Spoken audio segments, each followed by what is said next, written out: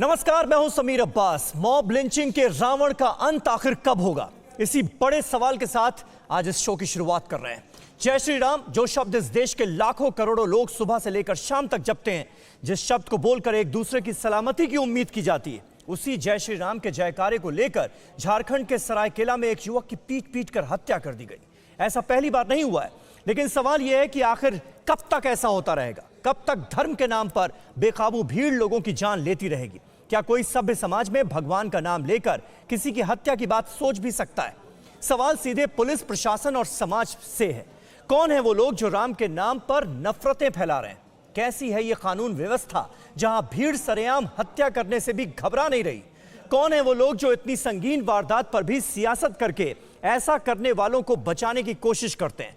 झारखंड के सरायकेला में तबरेज नाम के युवक को भीड़ ने चोरी के शक में पकड़ा, उसे बांधकर बुरी तरह पीटा गया। फिर खून से लथपथ युवक तबरेज से जबरन जय श्री राम और जय हनुमान बोलने को कहा गया और इसका वीडियो भी रिकॉर्ड करके वायरल किया गया। जाहिर है नीयत सिर्फ सरेआम हत्या की नहीं थी, बल्कि बेकाबू भीड़ यह जताना भी चाहती थी कि वो कत्लेआम से नहीं डरती। इसलिए यह मामला और भी चिंताजनक हो जाता है। सड़क से संसद तक सवाल उठ रहे हैं। हम भी इस हत्यारे भीड़ तंत्र पर सवाल पूछेंगे, क्योंकि देश के पास सवाल पूछने की पुख्ता वजह है। लेकिन सबसे पहले देखिए ये रिपोर्ट।